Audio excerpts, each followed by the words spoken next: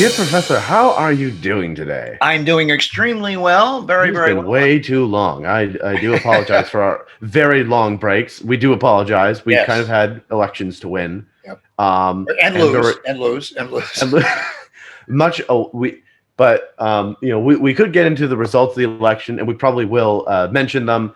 But there is one topic that we both have wanted to talk about, and that is Trumpism, Mhm. but without Trump.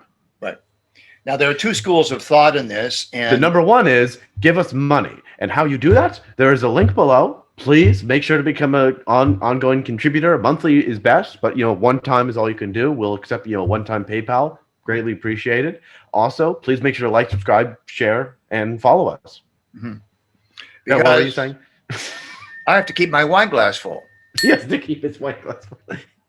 Anyway, there are two very interesting opposing views, Alex, that many people may not be aware of. One is the Ann Coulter view, which was the first one out of the box.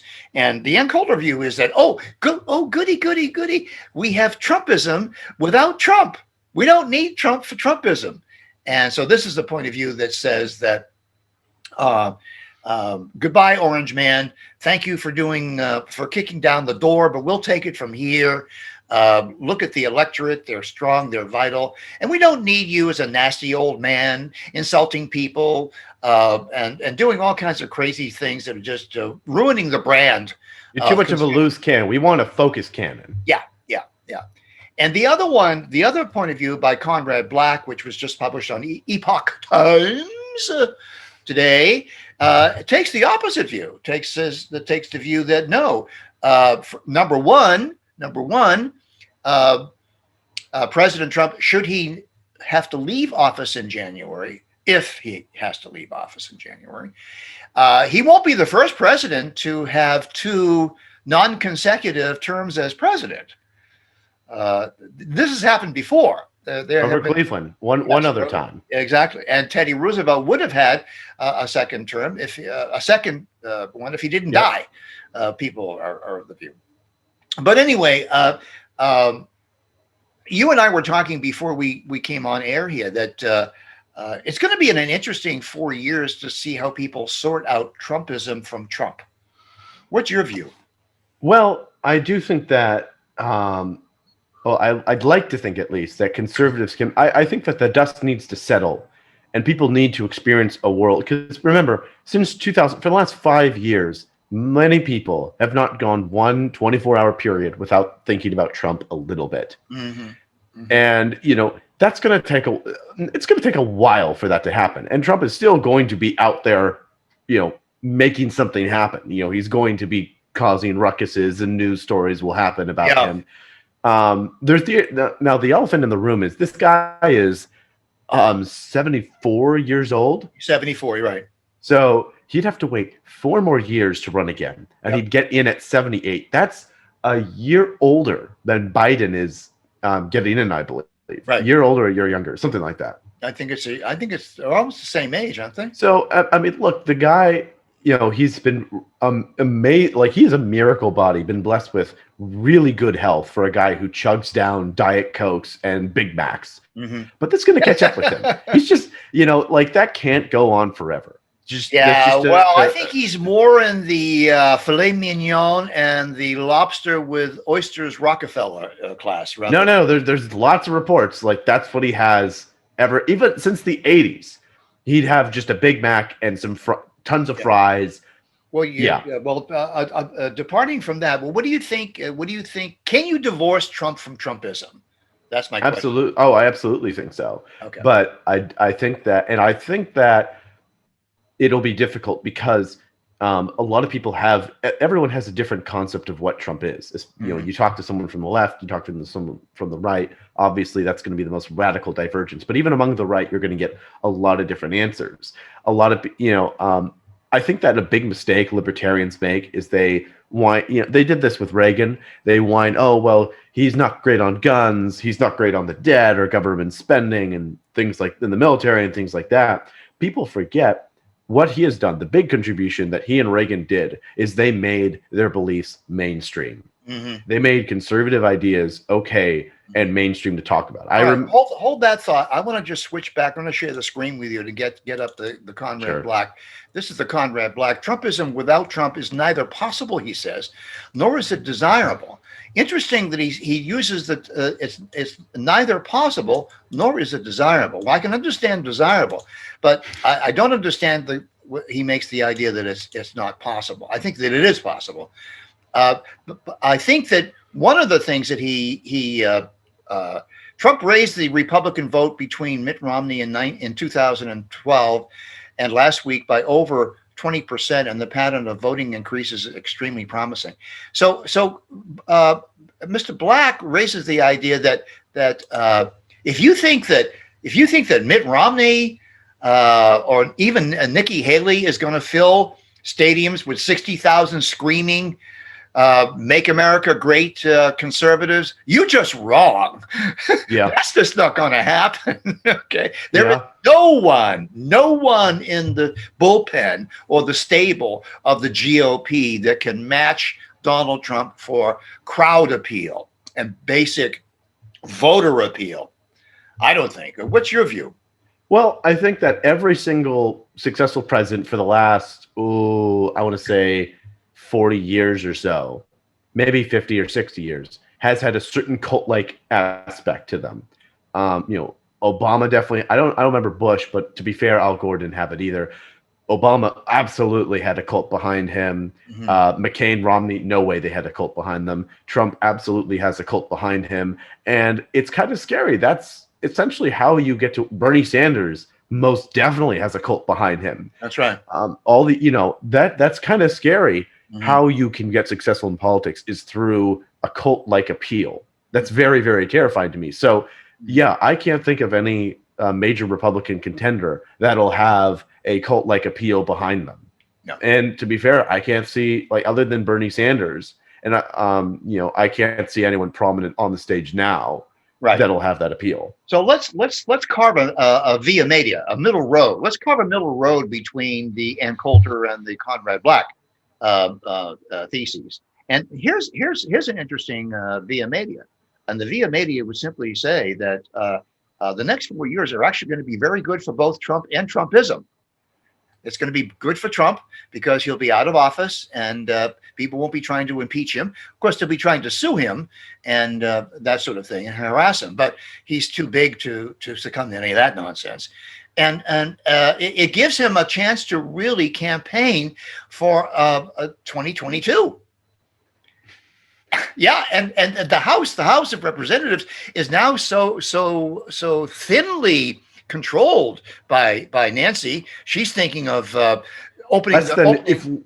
Less than 2% of Democrats, sorry for interrupting, less than 2% decide to defect or abstain, they lose their vote. And that's going to be even harder to control in committees. Right. It's going to be very easy to shoot down stuff in committee. Oh yeah. Ridiculously easy. Yeah. So so she's thinking of jumping out of the second-story window with her parachute because she can see the handwriting on the wall. She's not going to be able to enforce party discipline, and that's what the House of Representatives is all about: party discipline.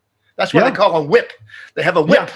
Yeah. The squad, literally, they just have to look at the one out of the five, or just looks at each other and says, "Girls, no." Yeah. And that's it. Yeah. So I would hope that AOC would run to replace Nancy, and I hope AOC wins. I'll send her a check. I'll send her some money. I hope she wins because the greatest GOP fundraiser. That would be very good for Trump and very, very good for Trumpism. Now, I think we should actually define what is Trumpism. Oh, good. Why don't you do it? You're better at this than I am. Go ahead. Well, yeah, I'm better at making this stuff up on the fly than you. So what Trumpism effectively is, it's that populist appeal, that no nonsense. I'm not going to, be nice and play nice. I'm just going to tell it like it is, straight into the camera. I don't care if it offends you. You don't need to get into, it means you're more protectionist or you're more, spendy or you're more no. Stop that. That's stop. You're thinking like a libertarian. No, you have to understand Trump. You can't think like a political person or a political ideologue. You have to think like you're in the media, and that's really Trump's most important accomplishment: is punching the nose of the media, saying, no, you're stupid, shut up. Yeah. You guys are idiots, and I Yeah. don't like you. No one else likes you. This is why you're wrong. Yeah. That's his biggest accomplishment. He did that for 5 years. 5 years. He is giving them a black eye. Well, that's what Trump could do it. He could do it because he was a celebrity before he ran for office. He's a celebrity in office. He's going to be a celebrity after office. And if he runs again, he'll be a celebrity all over again. So he's a known public. You're not going to get rid of Donald Trump. It's not possible. It can't be done. Even after he dies, he'll be stuck in their brains long, like he his body will be rotting in the ground, and he will have dug such a deep hole in their brains. For decades, they'll still be mad about it. But also Trumpism has, I think, another qualia to it. Another qualia is that he ran in 2016 saying, "I am not a politician. I'm not beholden to a political party. I'm running as a Republican." And then he proceeded to destroy the Republican Party as we knew it. And he says, "I'm not a Democrat." And he proceeded to destroy them by making them so unhinged and lunatic. That openly unhinged. Yeah. Openly. Totally unhinged. That he's driven them to the left, leaving what? The center. The center. Yeah. And I think that, I have lots of centrist friends, both Republican and Democrat, and they really are the true victims in this. But at the same time, I really do feel like they've kind of inherited this, and they kind of deserve this mess because they've stood by for so long. Bravo. Ignoring the culture, ignoring the polarity, just liking that idea of being that person that brings everyone together, being that nice person. And now they find that, all their fake friends have left them and hate them now. The mask is off. And I really do feel bad for them, but at the same time, they deserve it for being quiet for so long and not speaking up sooner. Yeah. So there is a great resurgence of popularism, as you put it. There's always going to be a market for Trumpism, and now a whole new generation of candidates is being selected right here in Santa Barbara. We have now 5 brand new young people who are ready to run for office. They were defeated this election cycle, but they're going to be trained and they're going to be groomed. They're going to have professional staff surrounding them. Everything is going to be in their favor. They are in the ascendancy. At the point of this recording, I was reading that every single Republican that flipped a seat from Democrat to Republican is either a woman, some minority, or a veteran. Yep. Every single one. Yep. And there's still like more, there's one elected, second Iowa district. Last I checked, there's something like a 50 vote difference between the two. It's razor close.